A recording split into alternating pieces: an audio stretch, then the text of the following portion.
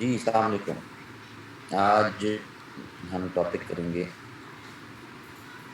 Unification of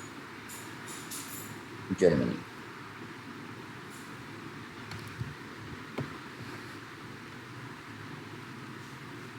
اگر آپ کو یہاں بھی کانٹیکسٹ یاد ہو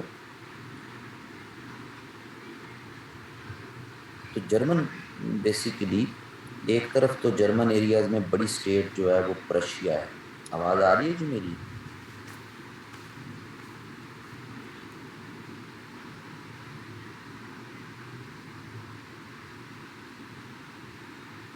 اوکے.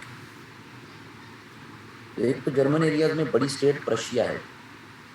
پرشیا کے نیچے تھا آسٹریا، اور پرشیا اور آسٹریا کے درمیان یہ 39 جرمن اسٹیٹس کی کانفیڈریشن، اگر آپ کو یاد ہو. ان کے ساتھ اوپر ادھر پھر ہالینڈ، بیلجیم، اور نیچے پھر اس طرف فرانس. ٹھیک ہے جی. تو بڑی اسٹیٹ تو پرشیا تھی. اب کانٹیکسٹ یہ کہ 1815 میں جب کانگریس آف ویانا ہوئی ہے تو یہاں پر جو کلیم تھا سب سے بڑا وہ یہ تھا کہ بھئی ایک گرینڈ جرمن امپائر جو ہے وہ بن جائے پرشیا اور ان علاقوں کی ملا کے. لیکن اس سے یو کے کو بھی فیئر تھا، آسٹریا کو بھی فیئر تھا، رشیا کو بھی فیئر تھا. فرانس تو آلریڈی ڈیفیٹڈ ویک تھا. ان کو فیئر تھا کہ بھئی یورپ میں ایک بہت بڑی امپائر بن جائے گی جو کہ ہمارے لیے کل کے لیے پرابلم بن سکتی. پلس یہ کہا جاتا ہے کہ پرشیا کی جو لیڈرشپ ہے اس کی بھی انکپیسٹی رہی کہ وہ ان تمام جرمن کنفیڈریشن کی جو اسٹیٹس تھیں ان کو اپنے ساتھ ملا کے معاملات پولیٹیکل حل کر کے ایک بڑی جرمن اسٹیٹ کی کوشش کرتے، باقیوں کو مناتے نہیں منا سکتے. سو رزلٹ کیا ہوا کہ یہ جو چھوٹی چھوٹی جرمن اسٹیٹس تھیں، 39 کا ورڈ یوز کر رہا ہوں، مطلب یہ ساری، ان سب کی کنفیڈریشن بنا کے ان کو کس کے کنٹرول میں دے دیا گیا؟ آسٹریا کے. تو جرمن جو نیشنلزم تھا اوور آل، تو یہ سارے جرمن، یہاں پہ بھی جرمن ہی رہ رہے ہیں، یہاں بھی جرمن ہی رہ رہے ہیں. جرمن نیشنلزم کو بہت بڑا یہ بلو تھا اس کے لیے، بہت بڑا ڈیمیج. پھر ان علاقوں میں 1815 سے لے کے 1848 تک ان 39 ایریاز ایفرٹس تو ہوتی رہیں انڈیپینڈنس کے نام پہ بھی اور ایک گرینڈ یونٹی کے نام پہ بھی. لیکن آپ کو یاد ہو کہ انہی علاقوں پر میٹرنک سسٹم بھی تو چلا، آسٹریا میں بھی چلا اور ان علاقوں میں بھی چلا.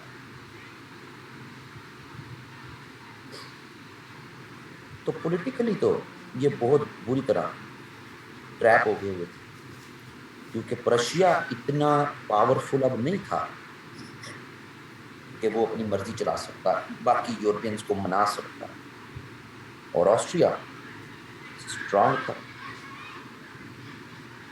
لیکن ان 39 اسٹیٹس میں پولیٹیکلی تو چلو یہ خاموش ہو گئے، تھوڑی دیر کے لیے سائلنٹ ہو گئے، لیکن اکنامک کانٹیکسٹ میں انہوں نے اپنی ایک یونٹی مینٹین رکھی. 1818 زولورن کے نام سے. صحیح جی. ایک آپس میں ٹریڈ کریں گے ہم، باہر سے اور کسی کے ساتھ ٹریڈ نہیں کریں گے. ٹھیک ہے جی. سو جناب ایک سیپریٹ اینٹی تو اپنی بنائی رکھی، لیکن پولیٹیکل جو وش تھی وہ پوری نہیں ہو پا رہی تھی. کیوں نہیں پوری ہو پا رہی تھی؟ کیونکہ میجورٹی کو رشیا کا بھی فیئر تھا کہ کل کو اگر ہم ایک گرینڈ اسٹیٹ بن جائیں گے تو ہماری خود مختاریاں ختم ہو جائیں گی اور پرشیا کی ہم انڈر چلے گئے. تو یہ ان کے مسائل. صحیح. یہ نہیں چاہتے تھے ان کے یعنی عوام میں تو یہ جذبات تھے یعنی اوور آل ان 39 جو آپ کہہ لیں ایریاز ہیں ان میں پیپل میں تو یہ جذبات موجود تھے. 39 کے جو کنگز تھے میجورٹی والی جگہ وہ بھی نہیں چاہتے تھے. صحیح. یہ ان کا پرابلم تھا. صحیح. تو جناب اب کریں کیا؟ آف کورس ایک کام تو یہ جو بنا کے 1818 میں آئیڈیا شروع کیا پھر 1842 میں یہ پورا ایکسپینڈ ہو گیا سارے کا سارا جس کو کہتے ہیں زولورن. یہ ایک اکنامک یونین تھی آپس میں ٹریڈ کرنی. ٹھیک. 1848 میں بھی یہاں پر کوشش ہوئی.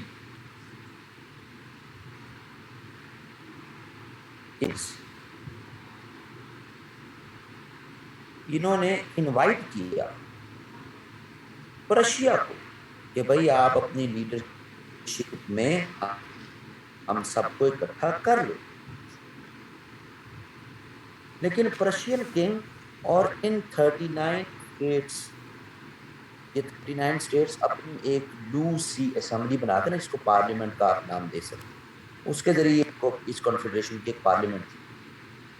اس پارلیمنٹ اور پرشین کنگ کے درمیان پاور کی ڈسٹریبیوشن پہ کہ کل کو اگر ایسا ہو گیا تو کون سے اختیارات پرشین کنگ چلائے گا کون سا پارلیمنٹ چلائے گی. یہ پارلیمنٹ ہو کے اس پارلیمنٹ کے اندر ضم ہو جائے. پرشین کنگ کہتا تھا نہیں تم سب ہمارے میں ضم ہو. تو 1848 میں جہاں پورے یورپ میں ریولوشنز ہمیں نظر آتی ہیں تو ایک آئیڈیل ٹائم تھا. آسٹریا اس ٹائم پر ویک تھا. تو ایک آئیڈیل ٹائم تھا کہ لیکن یہ نہیں ہوئے. سو یہاں پہ بھی پھر یہی آسپیکٹ ہے کہ ایک اسٹرانگ لیڈرشپ کی ضرورت ہے. یہاں پر بھی یونیفیکیشن یا تو پارلیمنٹ کے انڈر ہو اور یا کنگ آف پرشیا کے انڈر ہو. تیسرا کوئی آپشن نہیں ہے یہاں پہ کیونکہ اٹلی میں تو روم میں پاپ بیٹھا ہوا تھا نا اس لیے آپشن یہاں نہیں تھی. لیکن یہاں کوئی ریپبلک کا آئیڈیا نہیں تھا. نو ریپبلک. اس پارلیمنٹ میں 39 جو اسٹیٹس آپ کہہ لیں کنگز جو ریپرزینٹیٹیو تھے کنگشپ تھی سب کے. یہاں کوئی پارلیمنٹ کا آئیڈیا نہیں ریپبلک کا آئیڈیا کوئی نہیں تھا. لیکن میجورٹی آف دا پیپل وہ پرشین کنگ کی طرف ہی دیکھ رہے تھے کہ بھئی یہی ہمیں اکٹھا کر سکیں اتحاد کر سکیں. اب ہوگا کیسے؟ تو یہاں پہ بھی وہ لیڈرشپ آئی جس کو آپ کہتے ہیں بسمار. صحیح. ہاں جی کانسٹیٹیوشن منارکی ٹائپ چیز. یہ پارلیمنٹ کسی ایک ملک کی نہیں ہے یہ پوری کنفیڈریشن کی ہے. 39 کے 39 اسٹیٹس ریپرزینٹیٹیوز آتے تھے اس پارلیمنٹ اور اس پارلیمنٹ کو لیڈ کون کرتا تھا؟ آسٹریا. تو پرشیا کی کنگ کا یہ کہنا تھا نا کہ اب پہلے تمہیں آسٹریا لیڈ کرتا اب ہم کر لیں گے. پارلیمنٹ کہتی تھی ان 39 اسٹیٹس کی مشترکہ کہ نہیں برابری میں چلیں گے. تو وہ تو پرشیا کے لیے قابل قبول نہیں. تو ہمیں یہاں پہ پھر بسمارک آتا نظر آتا.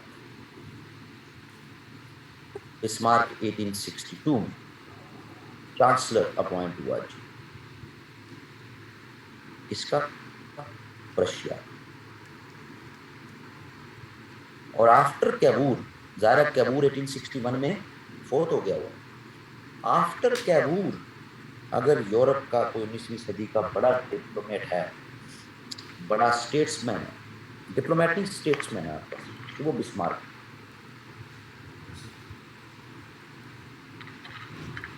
अब बिस्मार्क ने ये यूनिटी करवाई कैसे?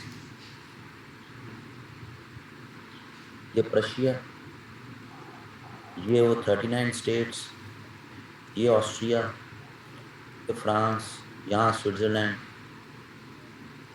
प्रशिया के कुछ इलाके वो ये वाले भी चाहते हैं, ऑस्ट्रिया। यहाँ ये फ्रांस के इलाके भी थोड़े से ये क्लेम करते हैं कि यहाँ भी ये तारीखी तौर पे हमारे, ये सारे भी। और यहाँ ऊपर ये इलाके, यहाँ ऊपर डेनमार्क, डेनमार्क भी कुछ इलाके ले। तो बेसिकली 4 एरियाज, कुछ एरियाज ऑस्ट्रिया से लेने हैं, कुछ फ्रांस से मिला के वापस लेने। इसका ये है गेम प्लान।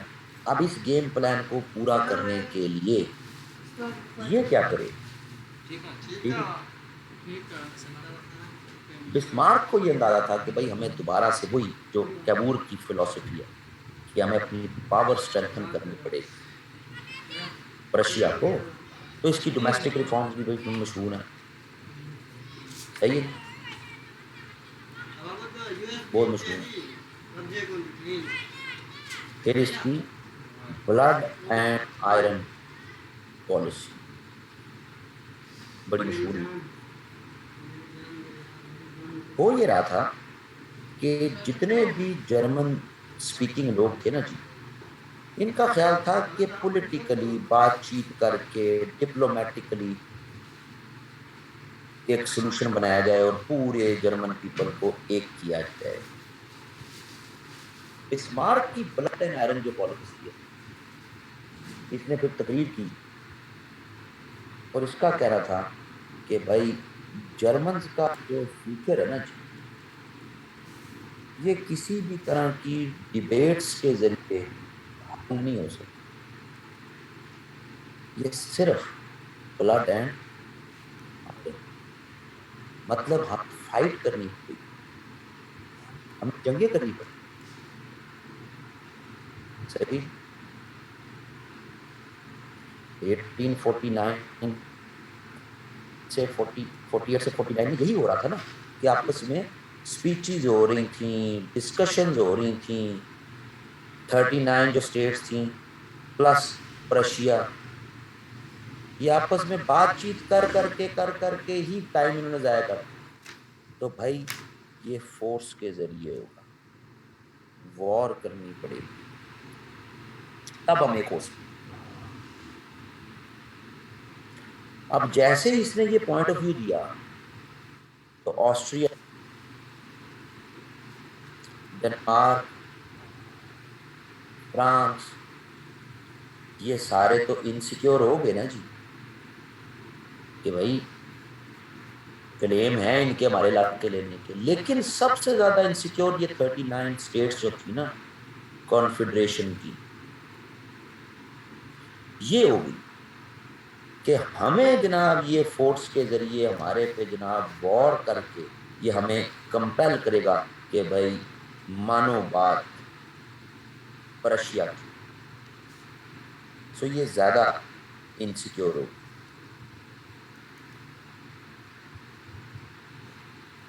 लेकिन एक आदमी जो क्लियर था पहले कि भाई मैंने वॉर से करना, कोई इनसिक्योर होता है नहीं होता है, सही।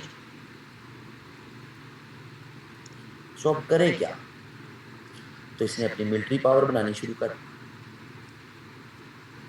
इसने आइडिया दिया था कंपल्सरी मिलिट्री सर्विस, हर प्रशियन कंपल्सरी मिलिट्री सर्विस करेगा। यही आइडिया बहुत बाद में हिटलर ने भी फिर जर्मनी में अडॉप्ट किया, सही।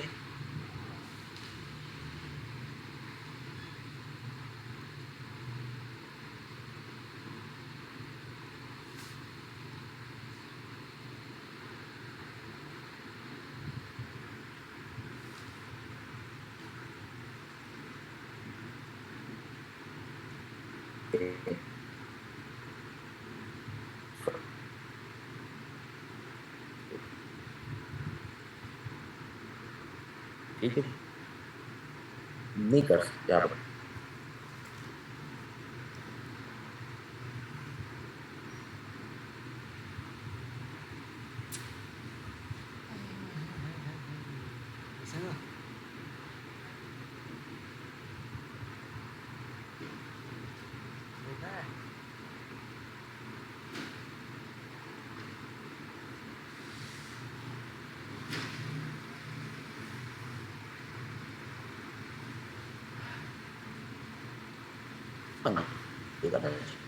تو آپ نہ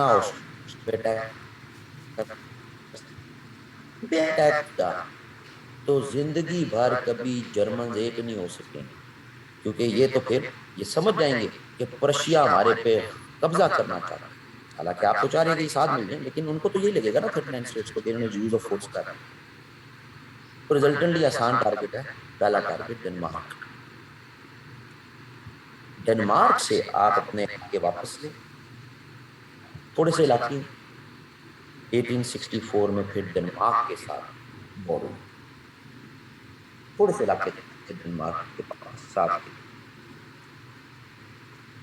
جو واپس کلیم آپ کا ظاہرہ نیشنلزم پہ تھا صحیح سو quite easy پلس ملٹری کی ایکسرسائز بھی ہو جائے گی ایک سارٹ آف ڈرل ہو جائے گی صحیح کہ بھائی جو ہے وہ پتہ بھی لگ جائے گا کہ آپ کی ملٹری کس طرح کی ہے. سو 1864 میں Denmark as a lose target یہ آپ نے اچیو کرنا صحیح.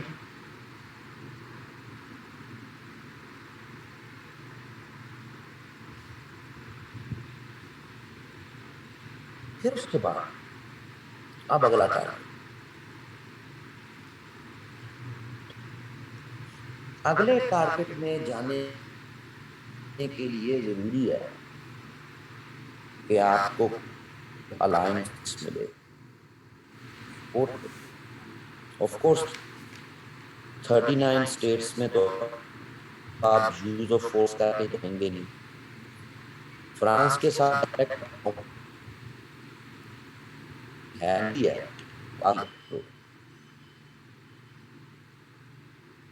الائے پارٹنر مل گیا آپ کو اٹلی کی صورت میں. اٹلی 1861 میں بن گیا ہوا لیکن تھوڑے بہت علاقے اٹلی نے آسٹریا سے لینے ہیں جو کل جہاں پہ رکی تھی بات یاد ہے.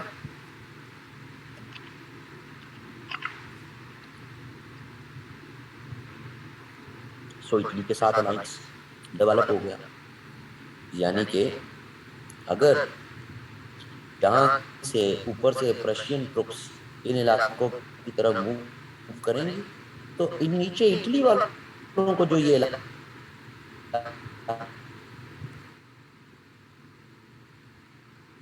چاہیے آدھی ادھر آتی کیا رشیا ہیلپ کے لیے آئے گا. رشیا کیا کرے گا تو اسمار کی کیلکولیشن تھی رشینز کو 1854 سے 56 کی کرائمین وار کا بہت غصہ ہے اور پھر 1859 کی جو Austria versus France and Piedmont and Sardinia کل اس میں بھی رشیا خاموش رہا تو مطلب کہ ہماری بھی اس وار میں پھر رشیا خاموش رہے گا.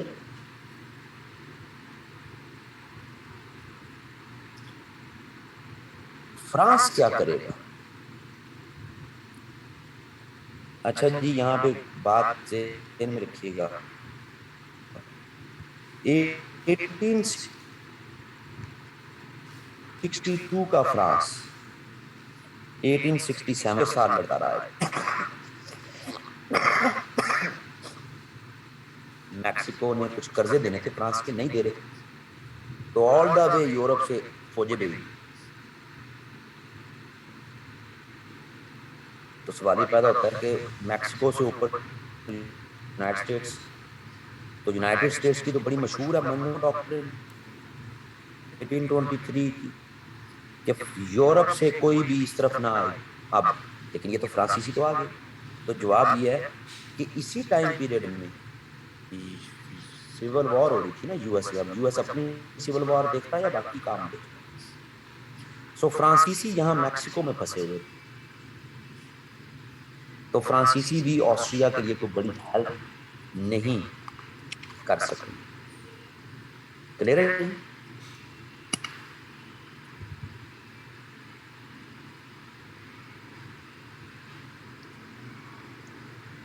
اب 39 اسٹیٹس. یہ بھی تو پاسبل ہے کہ اگر اوپر سے پرشیا اٹیک کرے, نیچے سے اٹلی اٹیک کرے, بیچ میں آسٹریا, تو یہاں جو 39 اسٹیٹس ہیں یہ پرشیا پہ اٹیک کریں, آسٹریا کے ایما میں, اور پلس اپنے آپ کو بچانے کل کو ہمارے پہ پرشیا اٹیک نہ کر دے, پہلے کر. تو اب ضروری پھر یہ ہے کہ کنڈیشنز ایسی بنوائی جائیں کہ ان 39 اسٹیٹس, اور ان میں خاص طور پہ وہ جو ہمارے بارڈر, ہمارے پلس آسٹریا کے بارڈر کے قریب قریب ہے نا جی, یہ بالکل نیوٹرل ہو جائیں, خاموش ہو جائیں. صحیح. سو ایک بلیسنگ ان ڈسگائز ہو گئی کہ آسٹریا نے ریکویسٹ کر دی کہ ہمیں بھی زولورن کا ممبر بناؤ. اس ممبرشپ کو پرشیا نے ریفیوز کیا کہ نہیں, یہ نہیں ہو سکتا, بالکل نہیں بننے دیں گے.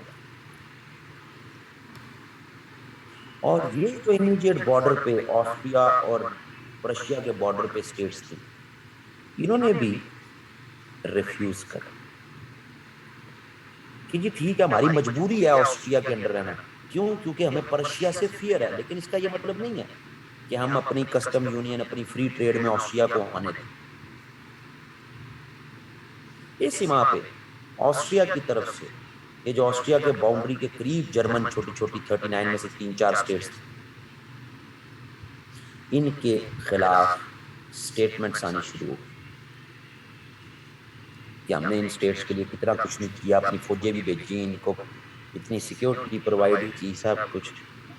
تو یہ چھوٹے چھوٹے کلیشز جو ہے نا جی, وہ ہائی لائٹ ہونے شروع ہو گئے. اور بسمارک یہی چاہتا تھا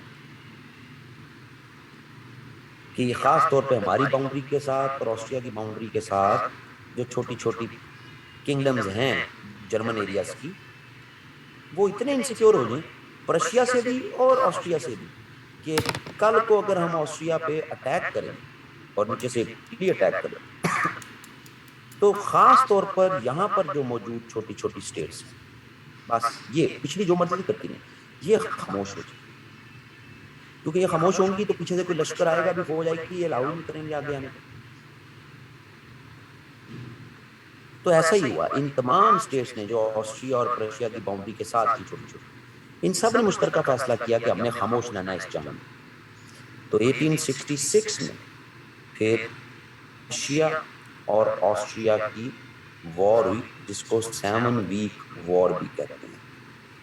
اس میں اٹلی کو بھی پھر وکٹری ملی نا, اٹلی بھی اسی میں, اٹلی کو اپنے علاقے ملے.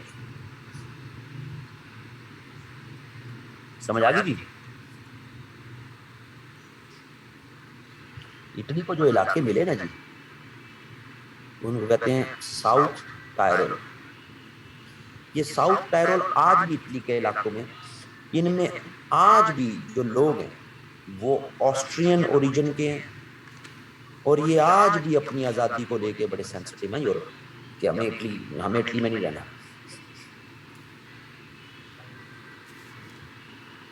صحیح, یہ آج تک جڑی ہوئی ہے کنیکٹیویٹی. نیورتھلیس ڈنمارک سے علاقے کور کر لیے, آسٹریا سے علاقے کور کر لیے. اب اصل ڈپلومیسی شروع ہونے والی. جیسے میں نے کہا کہ فرانس کے ساتھ تو آپ کی ڈائریکٹ باؤنڈری نہیں تھی پرشیا کی, فرانس کے ساتھ تو 39 اسٹیٹس کی باؤنڈریز تھی.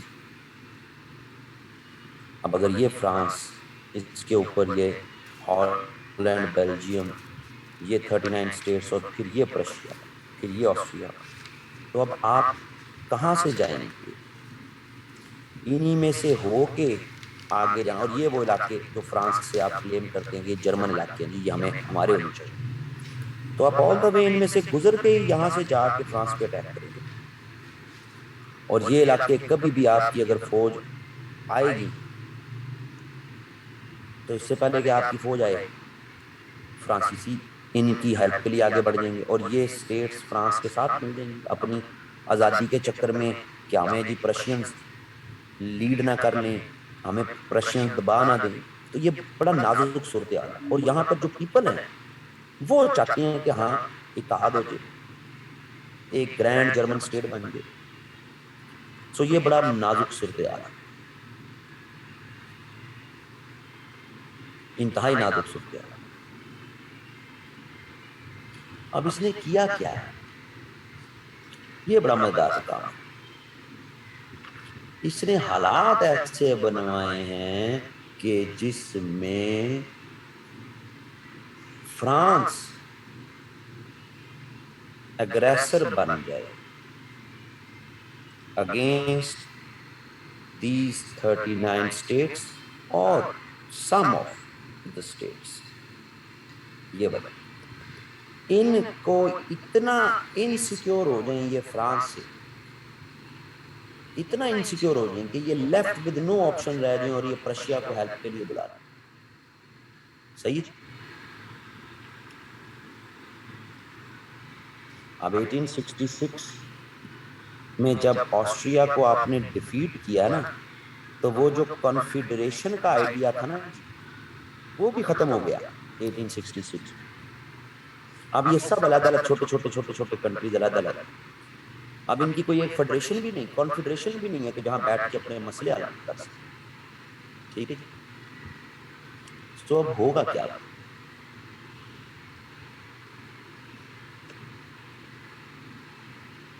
ہوا یہ کہ بسمارک نے ایک آئیڈیا دیا کہ بھئی یہ جو جرمن ایریاز ہیں جو 39 سٹیٹس کے، ان کو ریفارمز کی ضرورت ہے، کیونکہ اب کوئی کنفیڈریشن تو ہے کوئی نہیں، تو اب ان کو ریفارمز کی ضرورت ہے. ریفارمز آنی چاہیے. آفٹر 1866 یہ بات ہو رہی 1867.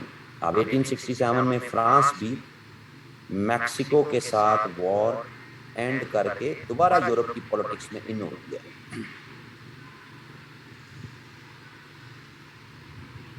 فرانس کا یہ خیال تھا ہمیشہ سے سنس 1815 کہ یہ جو جرمن کانفیڈریشن بنی ہے نا جی انڈر آسٹریا، بالکل ٹھیک ہے.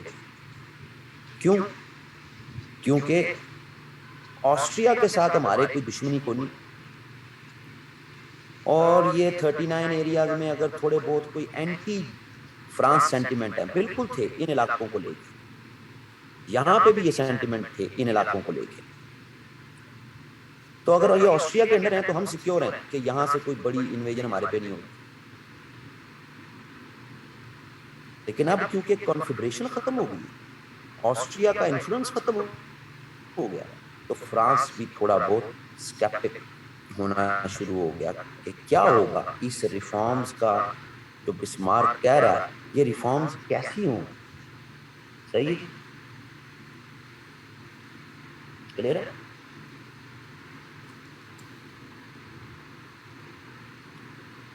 ان ریفارمز میں بسمارک نے خاص طور پہ یہ کوشش کی کہ وہ کنگز جن میں اینٹی فرانس سینٹیمنٹس تھے تھوڑی بہت، ان کی ایک نارتھ جرمن کانفیڈریشن اپنی نگرانی میں بنا لی انڈر پرشیا. ٹھیک ہے. نارتھ جرمن کانفیڈریشن اپنی نگرانی، اور فرانسیسیوں کو تو معلوم تھا کہ پرشیا اصل میں چاہتا کیا ہے، یونٹی پلس فرانس کے جو ایریا وہ چاہتے ہیں. تو اب پرشیا اس جرمن کانفیڈریشن میں اپنی دھاک بٹھا کے سب کو ساتھ ملا کے اور ہم پہ دعویٰ بولنا چاہتا ہے.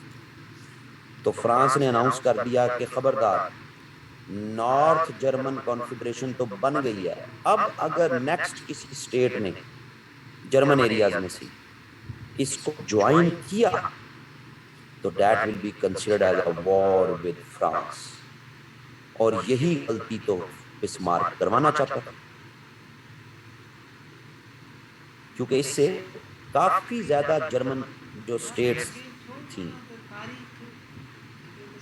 وہ انسیکیور ہو گئی.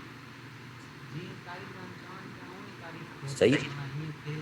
بسمارک نے کیا کیا کہ اس نارتھ جرمن کنفیڈریشن میں جو تھوڑی بہت سٹیٹس پلس پرشیا، ان کی ملٹری ڈرلز کروانی شروع کر دی. جواب میں فرانس نے بھی اپنے بارڈر پہ ملٹری ڈرلز اور ڈپلائمنٹس کرنا شروع کر دی. ان ڈرلز اور ڈپلائمنٹس کا جو فرانس کی باؤنڈری کے ساتھ جرمن سٹیٹس تھیں ان میں فیئر آ گیا کہ کدھر فرانسیسی آگے نہ آئے، کدھر فرانسیسی آگے نہ آئے. سو پھر میرے جیسے عقل مند آدمی نے مشورہ دیا ان کو کہ جس طرح نارتھ جرمن کنفیڈریشن ہے تم بھی ان کے ساتھ جوائن اینڈ کر لو. کہ بہتر نہیں ہے کہ فرانس کے ہاتھوں رسوا ہونے کی بجائے کہ اپنے جرمن بھائیوں کے ساتھ ہی مل کے فرانس پہ اٹیک کر. سو جی یہ کام ہوا 1870 میں، یہ سارے مل گئے. پلس اٹلی تو آپ کے ساتھ ہے ہی ہے. تو پھر کیا ہوا کہ یہ فرانس، یہ اوپر بیلجیم وغیرہ، یہ وہ 39 سٹیٹس، یہ پرشیا، یہ آسٹریا، اور نیچے اس طرف اٹلی. اس طرف سے اٹلی نے ڈپلائمنٹ کی اور اس طرف سے یہ پوری پیرس تک پہنچ گئے سارا. 1871 میں فرانس بھی ڈیفیٹ ہو گیا، اٹلی کو اس کے علاقے مل گئے، یہ سارے علاقے ایک ہو گیا کہ ہاں بھائی کل کو پھر ہمارے لیے کوئی سیکیورٹی کے مسئلے ہونے ہیں. تو پرشیا کی لیڈرشپ میں سارے ایک ہو گئے. تو یہ اس کی اسٹریٹجی رہی گی یونیفیکیشن کروانے کی. جو ہم کامنالٹی دیکھ لیں، اگر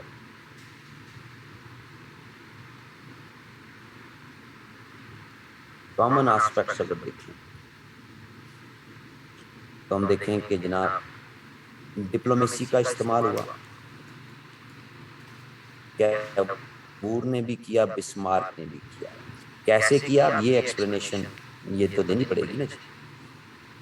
پھر دونوں کی اسٹیٹس مین شپ، کیبور کی بھی بسمارک کی بھی.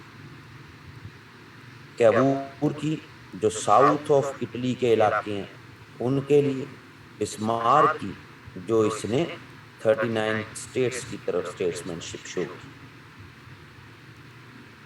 صحیح. رشیا کا نیوٹرل رہنا کیبور کے لیے بھی ہیلپ فل رہا، بسمارک کے لیے بھی ہیلپ فل رہا. یو کے کا نیشنلزمز کو سپورٹ کرنا، فائدہ کیبور نے بھی اٹھایا، بسمارک نے بھی اٹھایا. صحیح. ویک اوپوننٹس 1860s، آسٹریا بھی ویک ہے، 1860s کا فرانس بھی ویک ہے، پے در پہ پچھلی لڑائیوں اور ڈومیسٹک ایشوز کی وجہ سے. تو اوپوننٹس بھی ویک ملے. پھر الائنس ڈیولپ کیا، یعنی اٹلی اور جرمنی کا ایک گرینڈ الائنس. کیبور کے بعد تھا لیکن اٹلی تو ظاہرہ بن گیا ہوا تھا نا 1861 میں، جرمن الائنس میں تو بعد میں ہے. تو یہ الائنس بڑا افیکٹو رہا ان کی اس یونیفیکیشن. پھر پیپلز سپورٹ، کہ ٹھیک ہے کنگز کئی جگہوں پر ریلکٹنٹ تھے لیکن لوگ راضی تھے اس یونیفیکیشن. کلیئر ہے؟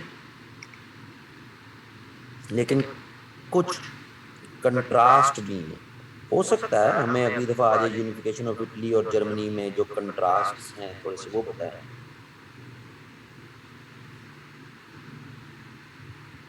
کنٹراسٹ میں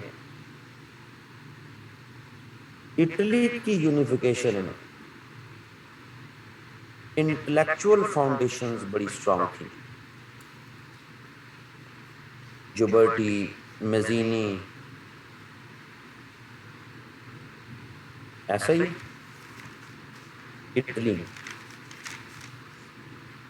جبکہ جرمن جو یونیفیکیشن ہے اس میں انٹلیکچوئل لیول جو ہے نا ایفرٹس وہ کم ہے. یہاں پر دو چیزیں، ایک انسیکیورٹی فیکٹر،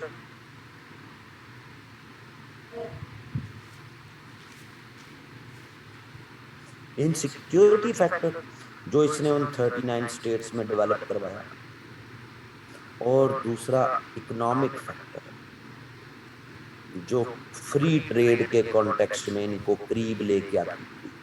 سو یہاں یہ امپورٹنس ہے جی اس چیز کی. ٹھیک ہے جی.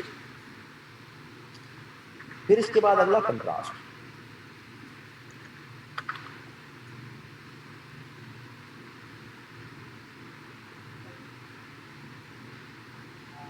Use of force. یہ کمپلیٹلی ہمیں جرمن یونیفیکیشن میں نظر آتی ہے. جرمن یونیفیکیشن اسی بلڈ اینڈ آئرن پالیسی کے تناظر میں ہے. بٹ اٹلی میں یوز آف فورس پارشل ہے.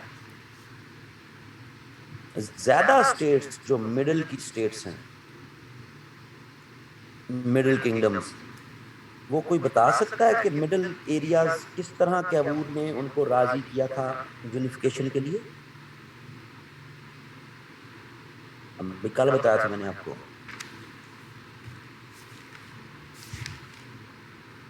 ہاں جی، گڈ.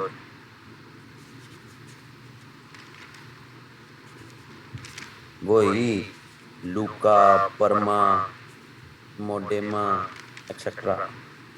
صحیح ہے.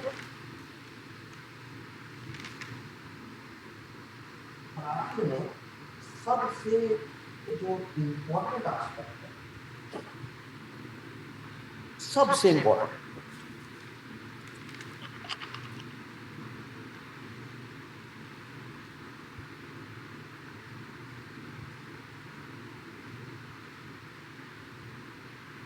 وہ ہے کہ اس دونوں نے، اٹلی اور جرمن یونیفیکیشن جو ہے نا جی، ان دونوں یونیفیکیشن نیشنلزم کے کانسیپٹ کو ہی ریولوشنائز کر دیا تھا. انقلابی تبدیلی آ گئی.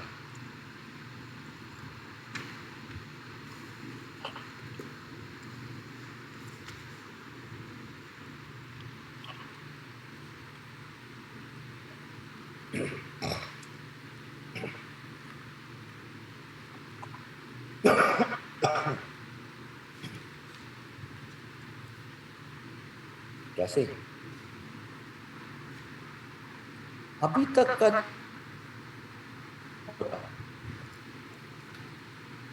اس میں نیشنلزم، قومیت، اس کے جذبات کیسے ڈیولپ ہوئے؟ آپ کا ملک یہ ڈیفائنڈ ٹیریٹری ہے آپ کی، جی ہے. اس میں آپ کا کنگ ہے، جی ہے. اگر کنگ ڈیلیور نہیں کر رہا تو آپ اس کو ریپلیس کر دیں گے جی ریولوشن کے ذریعے. جی کر دیں. یعنی یہ آپ کا ایک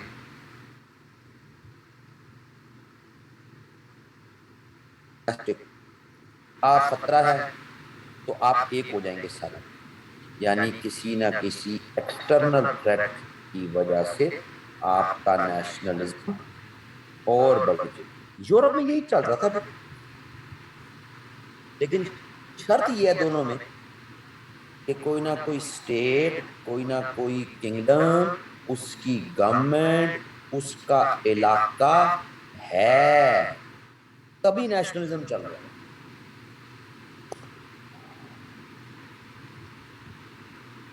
اٹلی اور جرمن نیشنلزم،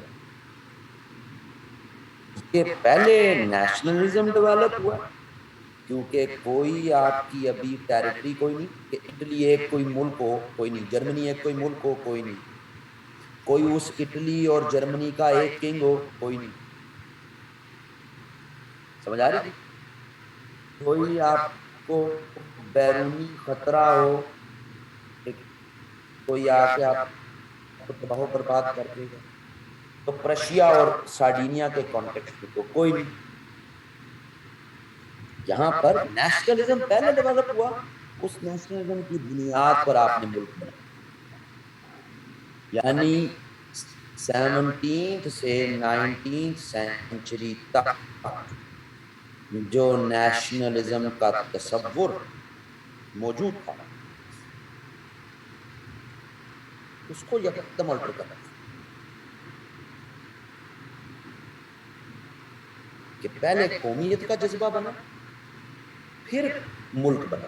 یہی وہ آئیڈیا ہے جس کو تمام پھر ایشیا اور افریقہ کی کالونیز نے اڈاپٹ کیا کہ پہلے قومیت بنی پھر ملک بنا. پاکستان کی ایگزامپل، پہلے مسلم نیشنلزم ڈیولپ ہوا پھر پاکستان بنا.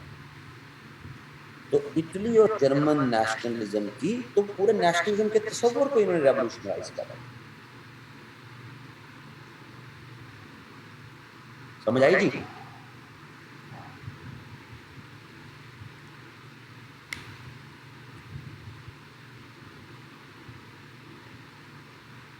آج کے لیے اتنا.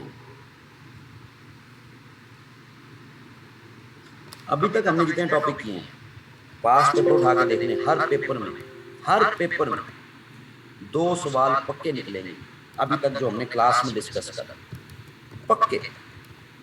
ہر پیپر میں کوئی پیپر اٹھا کے دیکھنا چیلنج میں.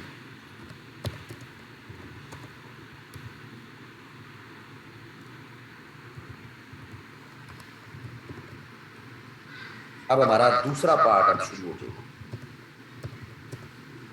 اس کو بھی جب ہم کریں گے تو آپ دیکھیں گے کہ پاس پیپر سارے میرے یوٹیوب پہ آن لائن پڑے ہوئے پیپر.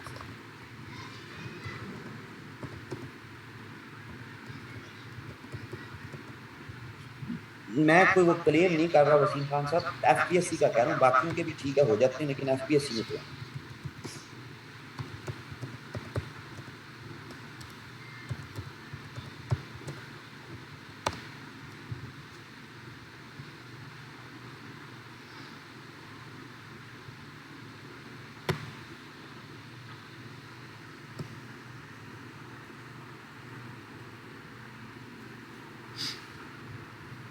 بھائی نیشنلزم کی موومنٹ ہے نا، یو کے نیشنلزم کی موومنٹس کو کبھی کنڈیم کرنے نہیں آیا. اور یورپ میں اندرونی جو بھی تبدیلی ہوتی رہے، تا وقت ہے کہ یو کے کی پاور ڈسٹرب نہیں ہوتی، اس سے یو کے کو کوئی انٹرسٹ نہیں.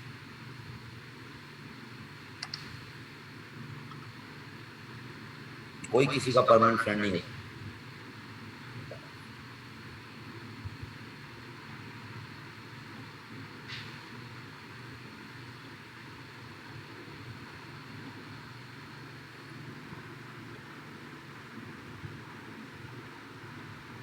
کوئی کہانی سمجھ بھی آئی ہے کہ بس ویسے ہی یس سر کر جاتے ہو؟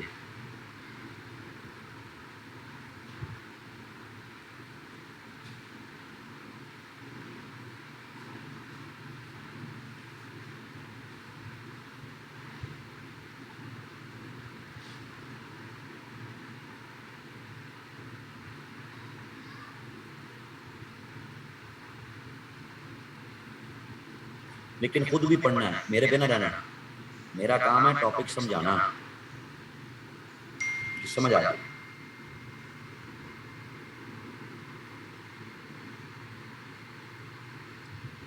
بسمارک نیشنلسٹ تھا تو پولش نیشنلزم کو وہ اپنے ملک کا نیشنلسٹ تھا نا، وہ اس نے پورے یورپ کے نیشنلزم کا ٹھیکہ تو نہیں لیا ہوا تھا. جان مرشمر کی کتاب ہے the tragedy of great power politics, اس کے شروع کے پہلے چیپٹر میں آپ پڑھ لیجئے گا بسمارک کے بارے میں، جس میں کہتا ہے دل تو میرا بڑا کرتا ہے کہ پولینڈ کو آزادی ملے، پر میں ایسا ہونے نہیں دوں گا.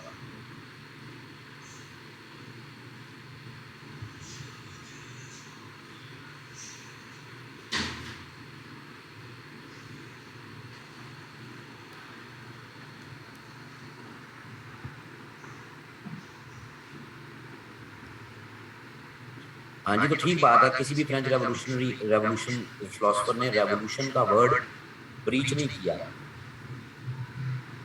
یہ تو یوز کیے گئے. ڈیوڈ تھامسن دی ہوئی ہے آپ کو میں نے، اس میں بھی یہ لکھا ہوا اسی پہ.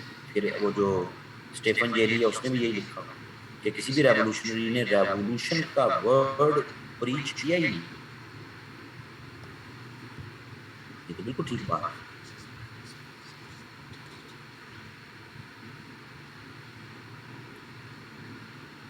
وولٹائر نے سٹائر کیا، باقیوں نے ریفارمز کی باتیں کی.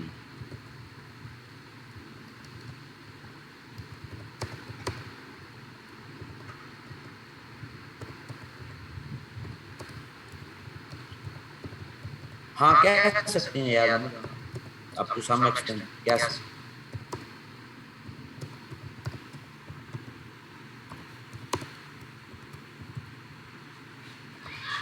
اوکے جی، پھر ٹیک کیئر، کل ملاقات ہوگی. اور تو 39th پرشیا نا بھائی، پرشیا بھی تو ہے اس میں.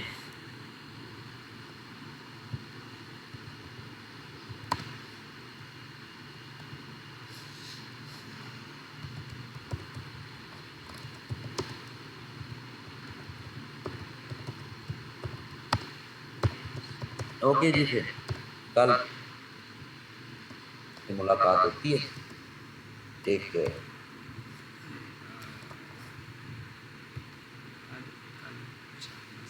2017 میں سوال آیا تھا، کون سا سوال آیا تھا بھائی؟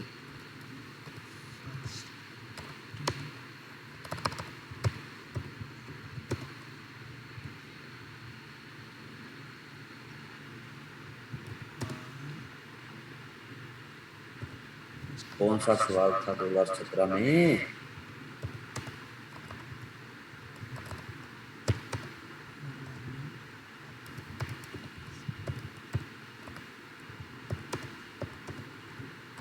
فرسٹ ورلڈ وار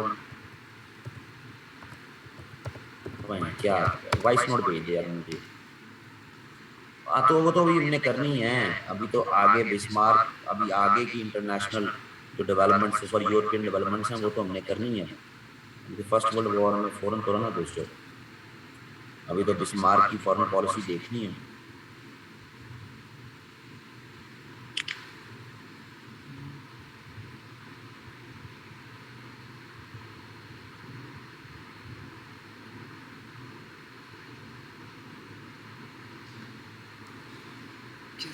اوکے جی، پھر اجازت دیں، کل ملاقات ہوگی. Bye bye.